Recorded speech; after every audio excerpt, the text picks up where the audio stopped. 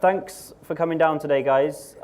Really excited to be here with two outstanding professionals who have worked with Aardman Animations for a number of years. On my left, we have Tom Barnes, who, after a stint in aircraft engineering and photography, joined the industry initially to work for Dunton Cameras, which became Panavision Europe, joining Aardman in 1995 to work on the acclaimed short A Close Shave, which Frank also worked on, helping to prep with Chicken Run, the smash Aardman feature, and since then he's worked on all their feature films, running the camera and lighting departments, and lately also managing post-production, and is excitingly prepping Aardman's next feature now, which we might hear a little about later. On my left, extreme left, we have DOP Frank Passingham. Career spans more than 3 decades. He's worked in a number of roles, from head of camera department for Rolls-Royce to DOP on BBC dramas. He joined Aardman in the same year as Tom, 1995, working on A Close Shave, being the DOP on a number of Aardman films, including Chicken Run, the show Creature Comforts, Flushed Away, as well as Pirates. So we have guys right at the heart of the Aardman experience and Aardman techniques. I guess I think we're going to talk a little bit about how these guys came to the Pirates in an Adventure with Scientists, and how Aardman approached this film differently from previous films. It was their second 3D film after Christmas. So to kick off, we're going to look at a few clips a little later, but first of all, just what was the main motivation, I guess, behind making this film in particular in 3D, and not claymation, as you say, but in stop frame? Well, originally it was going to be a 2D film. I always wanted it to be a 3D film because at that time, when the idea for doing Pirates came up, there were most of the animated features that were in production were already being made in 3D. But there was still the thought that 3D, is it just here today, gone tomorrow? It was no one knew really how long it was going to last, and it wasn't really until Avatar sort of came out. We'd already been testing, and so we started testing in 2D. And Avatar came out, did fantastic sort of box office. The accountants back in sort of Sony suddenly thought, oh yeah, well we've got to make Pirates in 3D. Of course, this was sort of weeks before we were going into sort of production, so there was a sort of scramble to get all the hardware together, which for sort of Pirates. I don't know if you want to talk about the camera system, because we use a single camera on a slider for our stereo to do left and right. Yeah, the decision was about the decision to shoot the film in 3D was about as late as it could be. We had actually already started shooting the film before we found we were shooting it in 3D. So we had a conversation with Sony. They made the decision that they wanted a 3D film, and they said, okay, you've planned the film, you're ready to shoot it, you're ready to go. Just make the film 2D, hand it over to us, we'll do 3D conversion in post-production. So we thought about that for a little while, and then 2 seconds. Yeah, about 2 seconds. Before we said absolutely not. Yeah, because that was going to be done in, there's going to be a sort of post house in Santa Monica dealing with my 3D. That was sort of, so integral to the film. I thought, I'm not letting anyone else get their hands on that. That's totally my domain. But this was tough, because we then had to within the space of a few days we had to re-budget the film shooting 3D. We had to look at crewing levels. We had to look at post-production, at visual effects, and the implications in all of those areas. The implications to equipment budgets, to storage, to projection, and try and put together an instant budget, which we did. And then that was obviously negotiated and beaten down a bit by the studio. But we did end up with a slightly enhanced budget to make a 3D version of the film. However, we didn't end up with any more time, so we still had to shoot at the same speed. We still had to deliver on the same date, and the delivery date was already incredibly tough for delivering a 2D film. So we were really up against it delivering 3D, and we didn't even end up with any more time than scheduled really in post-production before delivering. So it was it made a very big, very ambitious film on a pretty tight schedule, that bit bigger and more ambitious. What were the key challenges in both your roles when it comes to lighting, DOP, that you had to focus on differently coming to this film to previous, to, you know? It's always been crucial in this kind of film where you're working in that miniature world. You're working with sort of puppets. You have the animators who are going to bring those sort of puppets to life, but one of the crucial aspects of it is to get the lighting right. You have to create a world in which you're going to sort of believe in these sort of puppets being, you know, living, breathing entities. Because you have to have your audience sort of buy into that world and to have empathy with these characters. So generally, we like to go for a very sort of naturalistic lighting and to make things as real as possible.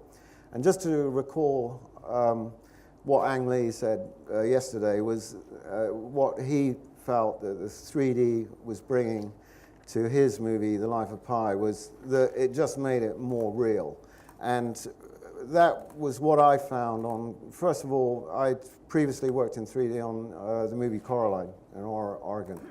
And I found that just because essentially your puppets, they're already sort of 3D, but to actually have that sort of aspect of 3D with, you know, good naturalistic lighting, and making sure that you're focused for all the shots, as long as you get your sort of your camera movement, your lighting, the camera framing, you will create a world that, however caricatures your characters might be, people are just going to sort of buy into that world and accept it.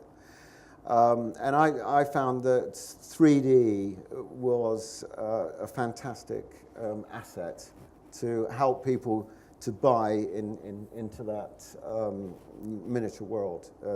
Because the other thing is that because we're working in this miniature frame, we've got lenses which are quite often there's sort of macro lenses so we can get closer to the puppets. Now when you're working that close to the puppets, you cannot use the same f-stop that you would use on a regular feature film, but you want people to believe that they're looking at a regular feature film. So therefore you have to use a much heavier stop. So quite often we're working around f11 to create enough depth of field so that depth of field will be very similar to what you see in a regular feature. Mm-hmm. So I think you know, one of the crucial aspects is that it's difficult to create that illusion of reality when you're making a stop frame film anyway. With 3D, you just have to work that little bit harder, because if you, it's easier to make a mistake and lose that reality, that illusion of being in a life-size world. And it when we found we were shooting 3D, it did require a lot of replanning in our visual effects department as well, because we'd already spent quite a long time trying to develop the look of the film, developing a stylized look for the water, for the oceans, trying to work out how we were going to create all the backgrounds, all the distant backgrounds CG, and do the set extensions CG. Then going 3D at the last minute obviously created quite a lot more work and quite a lot more considerations in post-production in order to get the film through in time. And also the eye, because of this miniature world, the eye, the kind of interocular you're sort of working to, because it's a miniature world, you're working to the interocular of these sort of puppets. So quite often, if you're working onto a close-up on a puppet, you're only talking about 1.5 mil sometime to sort of 4 mil. when you're sort of distant, you know, from a model or a set, maybe you can sort of go up to sort of 15, sort of 20 mil. But you have to make sure that our sliders had a very, very sort of fine pitch, we could do these really sort of tiny movements to get a sort of very sort of accurate interocular, you know, that would, you know, repeat. Yeah. So just to clarify that, we shot on something like 40 to 45 sets simultaneously in order to get the film made fast enough. We'd shoot with a single camera, we'd shoot a left frame, move the camera, shoot the right frame, move it back, then shoot the next left frame. And because we were working on a macro scale, the precision in control of the lenses for focus pulls, in control of the repeat positioning of the camera for millions and millions of frames had to be incredibly precise. Should we have a look at a clip here? Wonderful execution there, really fantastic. What are your memories of shooting that really complex tavern scene? What do you recall about the technical wizardry required there?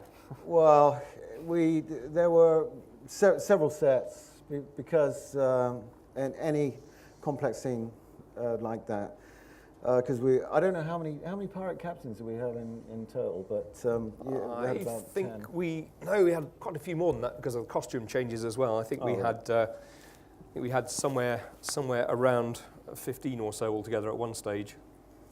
Because we were limited, and there was a finite number of puppets that we had sort of access to, and one is having access for the animator to sort of get in and sort of animate these characters. So in some of those scenes, some of the sort of foreground characters would have to be done separately as a sort of green screen. So it would be set up, it would be still filmed in the same space, but we would film the sort of foreground sort of characters. Usually the animator is able to work with an onion skin, so when they come to animate the other characters in the scene, they can always see what the animation of the sort of foreground or sort of background sort of characters are. But if you are able to, you know, take it so that the animator doesn't have to sort of keep track of such a number of sort of characters when you've got a very dense scene like that, and also just in terms of their access, having to sort of reach across other characters it's much easier for them to do the animation on some foreground characters, get those out of the way, and then to sort of get in. And at least with the digital sort of cameras, because we're using a sort of Canon 1D, it's like a DSLR, it's only so big. In the old days, we were using a sort of Mitchell camera. It's a huge lump of metal, and it was just another obstruction that the animators would have to sort of get in and sort of work around. And so one of those sort of challenges was just the choreography of that sort of number of characters and being able to sort of deal with it in a way that you're always trying to make things as sort of comfortable for the animator as possible, because you want the animators to sort of really be able to just sort of concentrate on giving you the best performance for each of those characters. And this film was generally a colossal challenge for animators because we had an unprecedentedly huge number of characters. We had an enormous number of crowd scenes. We also had an absolutely colossal quantity of dialogue. You know, there are very few moments in the film where somebody isn't saying something. Hugh Grant as the pirate captain runs right the way through the film and has a vast amount of dialogue. So there was a very, very large amount of lip sync animation required to match the dialogue, which put the animators under a lot of pressure. And for that reason, in order to meet the tight schedules we had, instead of using the traditional claymation where you take a small selection of plasticine sections of face and you sculpt through from one frame of dialogue to the next, we created interchangeable resin mouth shapes using a 3D rapid prototyping system. So we created a different mouth shape for each frame of dialogue, And for the pirate captain, who has the most complex dialogue and the most complex set of facial expressions, we had, I think, 270 different types of mouth shape. And obviously, because we had a number of puppets on a number of different sets, that number of mouth shapes turned into several thousand just for that one character, which meant then we had to create a very complex library system which gave us predictions of which shots were scheduled simultaneously, which characters were in those shots, which dialogue related to which characters, and which mouth shapes were needed to be created for the characters for that line of dialogue. So this allowed us to predict about 2 months ahead for our model making department how many tens or hundreds of each mouth shape were necessary to have in stock. But it became a very, very complex job just managing the vast quantity of mouth shapes. The other thing in terms of the 3D is Aardmans have always traditionally animated on 2s. But with 3D, you have to be very sort of careful about sort of ghosting, and with large sort of gestures and particularly sort of fast movement, either whether it's in a gesture or a movement across the screen. All those sections have to be animated in 1s. So generally the animators can animate in 2s, but if it does come to a sort of fast gesture, I would have to insist on them animating in 1s to sort of maintain and avoid either transparency or ghosting.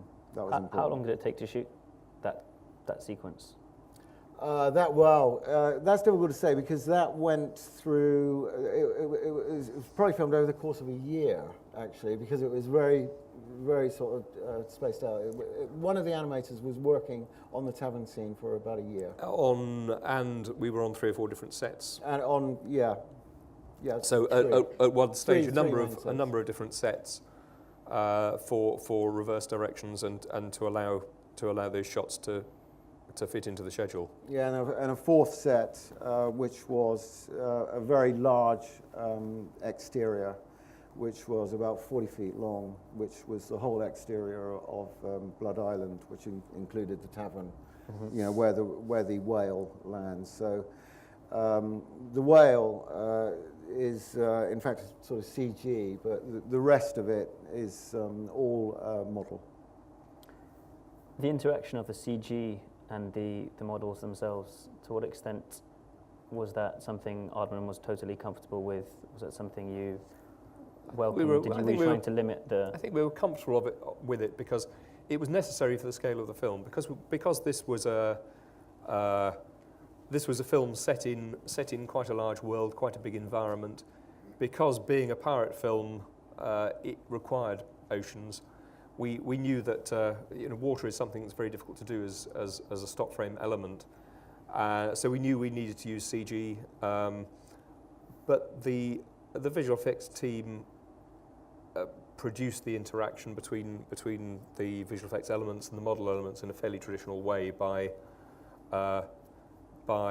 scanning or mapping the model elements and then allowing the 3D CG elements to interact with them. Mm-hmm. There were a number of techniques that we used to use, like when we were filming sort of Chicken Run, because it was filmed in 2D. We never had to worry about what 3D can reveal.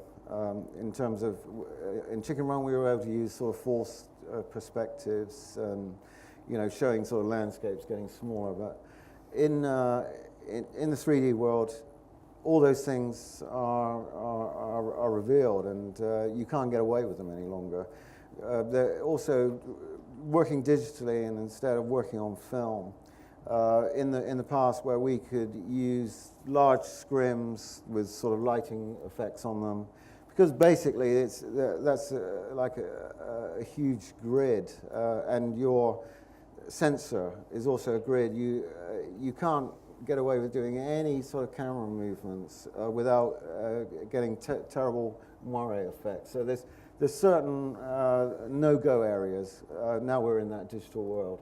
I mean, that digital world has allowed us to, you know, enter into I think a terrific sort of 3D world where you've got this, you know, completely new depth to sort of work in, you know. So you got your composition, you got your lighting, but you've now got this fantastic sort of depth to use. And I think now it's something people say, well, is it here to stay or not? And I think it's definitely here to stay, because the last really big, you know, what they call the golden age of 3D was from about 1951 to 1954, and all of those 3D films at that time were done on film.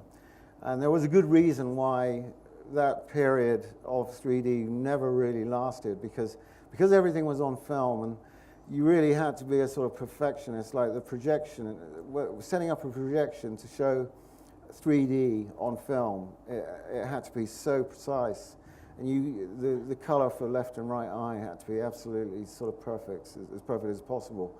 But because of the nature of film, the organic nature of film, and the film getting damaged, frames getting snipped out, it became, as soon as the left and right eye went out of sync, it became a very uncomfortable experience for the cinema audience. And that started to happen more and more.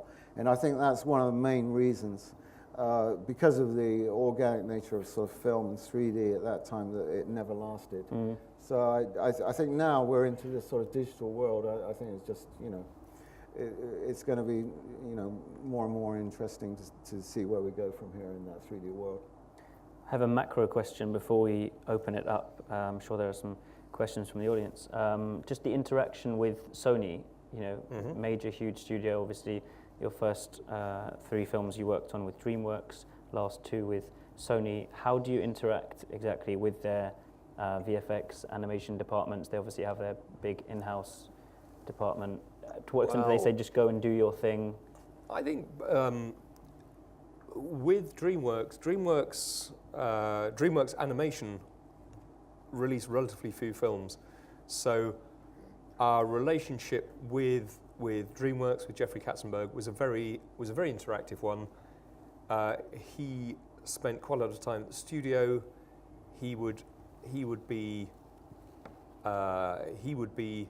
pushing every film that we made for all he was worth, because with relatively few releases you have the time to concentrate on each film.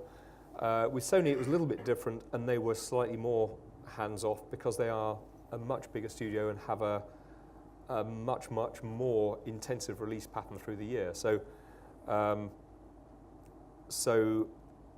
yes, we had a good and constant relationship with Sony, but it was because they are doing so many other things at the same time.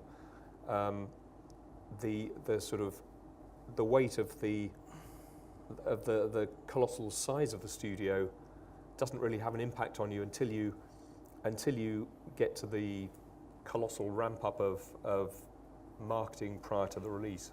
Okay. I saw in your bio you mentioned that you're working on the next Aardman feature. What might that be? Is that one with Sony? We are, and I don't know how much I'm allowed to tell you about that at the moment. Probably not very much, except that it will be a film. It will be a film that revisits some existing Aardman characters. It will be a film in a slightly different style.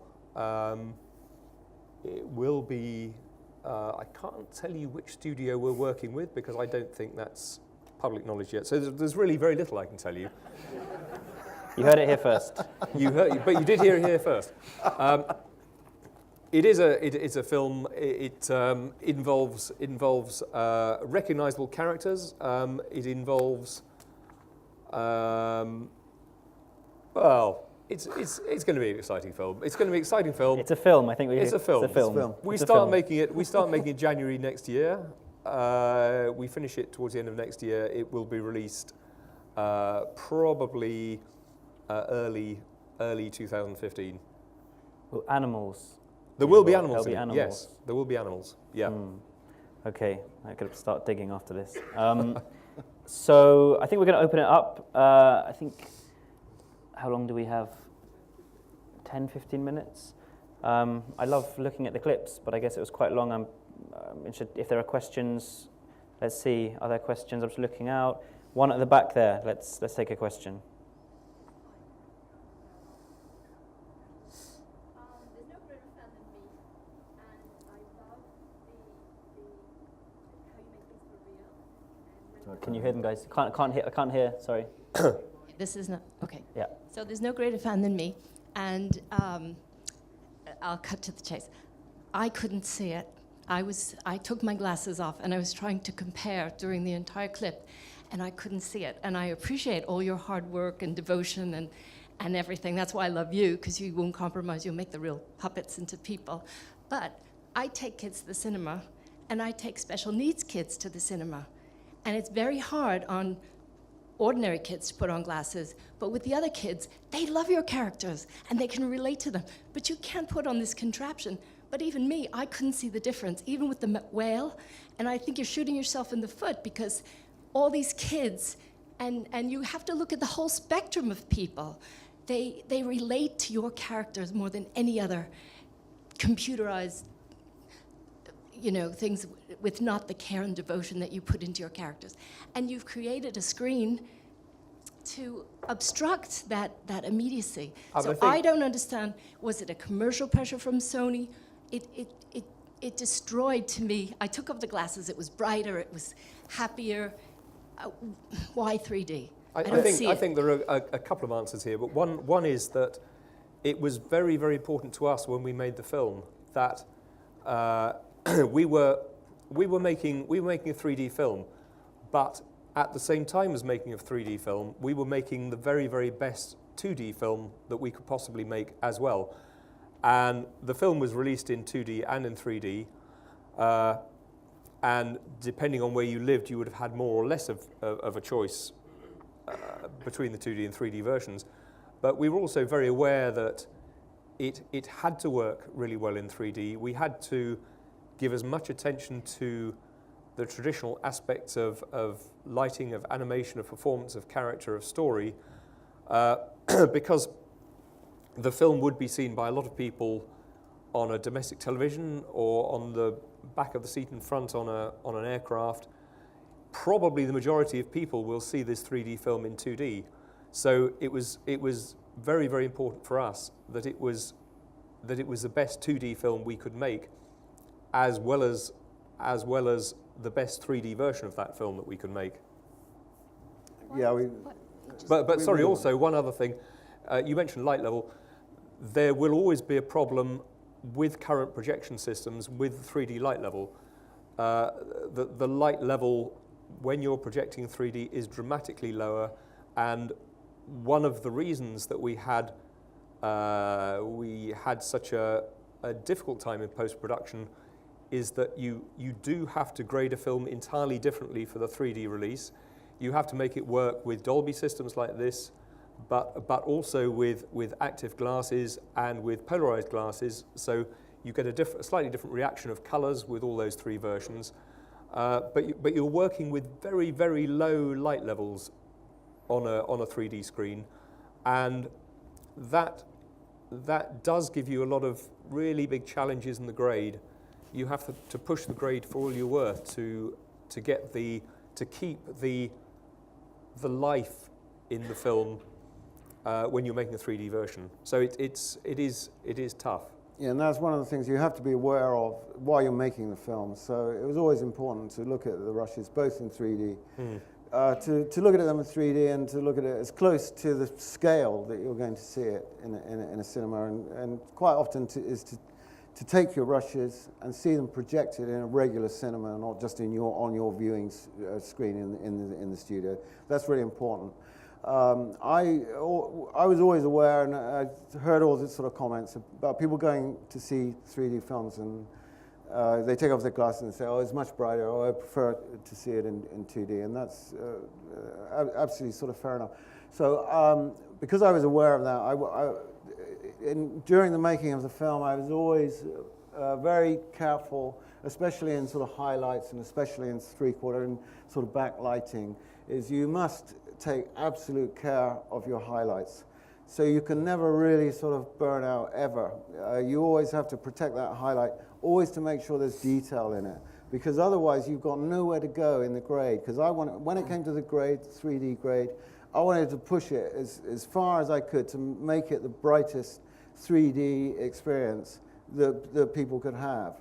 If you have highlights that have got nowhere to go, they will appear as sort of white on the screen. Once you have this sort of white information, where the left eye and the right eye is just seeing white, that white will just ping onto the screen plane, and it will become divorced from the rest of your 3D construct. So that is really a very important part in sort of looking and protecting your 3D image, and to sort of keep it as bright as possible. That being said, just in relation to that question, will the next film be in 3D? Well, that's a question that I may or may not be able to answer. I suspect at the moment, because of the nature of the film, it will be in 2D. Okay, good. I can say very little. Do we have another question? Yes, here. Great work. Can I ask what resolution and what colour space you worked in? Was it RAW at 2K? Well, I think the cameras we were shooting with were Canon 1D Mark III cameras, which have a resolution of something like 3,500 pixels across. We were actually cropping into that space and starting off with a frame that was somewhere around 2,800 pixels across. The reason for doing that was to keep a frame that was approximately the same in size as the frame you would get if you were shooting 35mm film. If you use a camera with a larger sensor and you're shooting very close, as we were, you end up increasing your depth of field problems. So we had to keep the target size relatively low in order to give ourselves as much depth of field as you would expect shooting with focal lengths of lens that we were using. So we started with something like 2,800 pixels across, and we then scaled that down and post-produced and released the film in 2K. I think we can take one more question. Yes, sir.